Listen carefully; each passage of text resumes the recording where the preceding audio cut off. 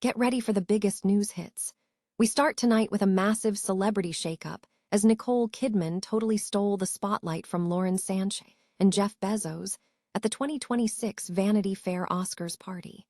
We dive into how the star swooped in and what this moment meant for the power players in Hollywood. You won't believe the reaction from the internet to this incredible celebrity crossover.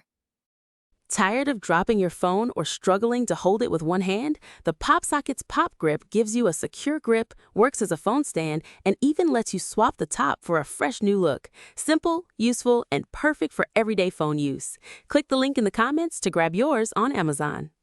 Next up, we look at the wild world of Hollywood rules as the Academy of Motion Picture Arts and Sciences dropped a firm new ban on AI in the Oscars. We explore why they made this controversial move and what it really means for the future of filmmaking and creative awards. Find out why this rule is more about a game of cat and mouse than outright stopping the technology. Now shifting gears completely, we move from cinema to craftsmanship as we explore the stunning new microbrand scene. We are spotlighting Chicago-based Oak and Oscar and their incredible Atwood watch, a piece that blends retro style with precision engineering. We reveal the secret details of this timepiece and why this watch is making waves in the watch world. And finally, we wrap up with a powerhouse performance story. Rose Byrne has achieved an incredible milestone, becoming the 17th actress in history to receive both an Oscar and a Tony nomination in the same year. Tune in right now to hear all about her latest accolades and what this monumental achievement signifies for her career. Don't miss the rest of the news. Nicole Kidman has emerged as an unexpected ally to Lauren Sánchez at the 2026 Met Gala, following a notable moment at the Vanity Fair Oscars party. At the Vanity Fair event, Kidman reportedly stole the spotlight from Sánchez and Jeff Bezos while they were on the red carpet, leading to social media commentary suggesting that star power can overshadow wealth. However, just months later at the Met Gala, Kidman appeared alongside Sánchez and former Vogue editor-in-chief Anna Wintour in a photograph circulating online.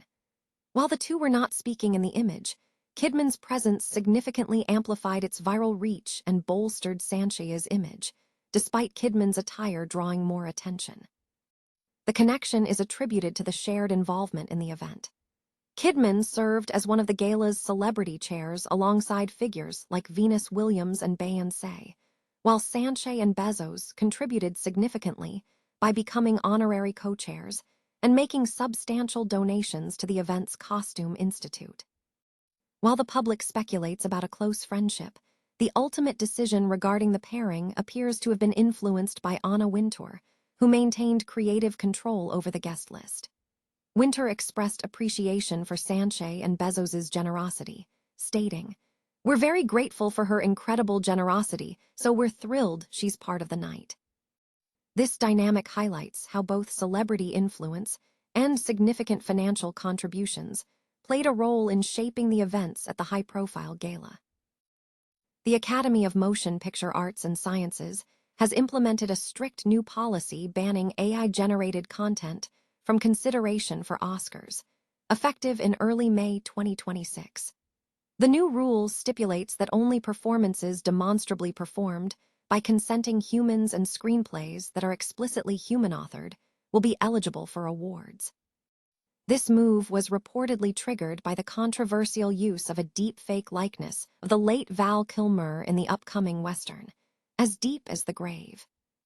While the policy appears to be a principled defense of human creativity, analysts suggest enforcement will be challenging.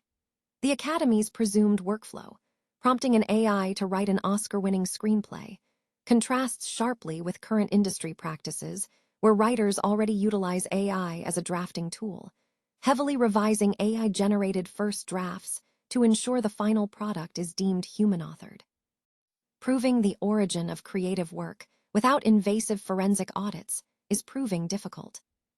Furthermore, the technological arms race between AI generation and detection is intensifying. While AI detection tools and humanizers exist, they are constantly being circumvented by the next generation of AI-powered removal tools, rendering current watermarking technologies potentially obsolete. This dynamic suggests that banning AI from awards is less about stopping its use and more about establishing a regulatory boundary in a rapidly evolving landscape.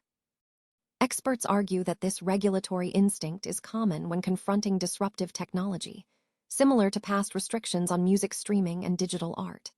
However, the restriction is viewed as creating healthy market pressure, accelerating the development of better safeguards and hybrid human-AI creative processes. The consensus is that the future of cinema will be deeply hybrid, with humans retaining the final creative vision while AI handles preparatory tasks. The ultimate measure of success will shift from origin to quality, suggesting that the most award-worthy content of the coming decade may be those where human and AI collaboration is seamless and indistinguishable. Oak Oscar, a Chicago-based micro-brand founded in 2015 by Chase Fancher and his team, is gaining significant attention in the watchmaking world.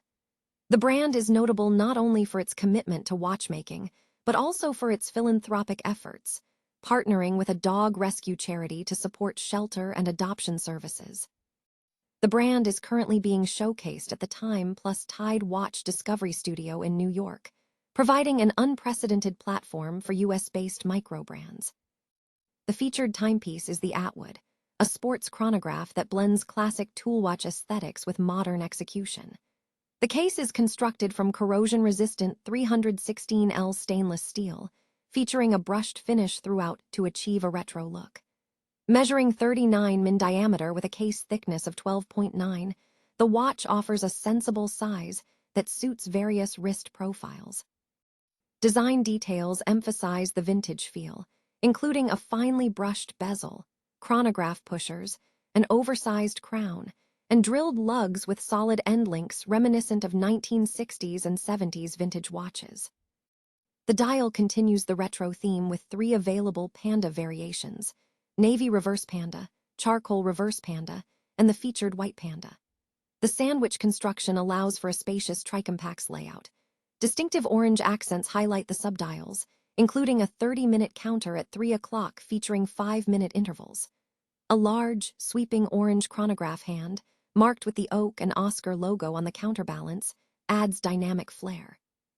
Powering the watch is the Sellita AMT 5100M movement, a manually wound column wheel chronograph with a flyback function, providing a substantial 58-hour power reserve. This high-performing movement incorporates 23 jewels, a Nivaflex mainspring, and an Encablock shock protection system, finished with Cottes de Genève and a blued column wheel, signifying Swiss quality and reliability. The Atwood is finished with a 3-link stainless steel bracelet featuring a fully brushed folding clasp with a micro-adjustment system for personalized comfort. The presentation is complete with an olive green textile strap featuring matching orange stitching and a wax canvas presentation wallet, including an American-made strap tool. The Oak Oscar Atwood is available for purchase from the Time Plus Tide Watch Discovery Studio in New York and the U.S. Time Plus Tide Shop for a price of $2,650. Rose Byrne has achieved a remarkable feat in her career, becoming the 17th actress in history to receive both an Academy Award and a Tony Award nomination in the same year. Byrne secured her first Academy Award nomination for her role in If I Had Legs, I'd Kick You earlier this year, followed by a Tony nomination for Fallen Angels, which she received on Tuesday. This dual recognition marks a significant milestone for the actress.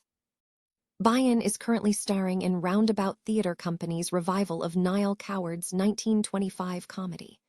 In the production, she co-stars with Tony winner Kelly O'Hara as a married upper-class couple navigating the excitement and nervousness surrounding the visit of their mutual ex-lover, Maurice Duclos, to London, while their husbands are away.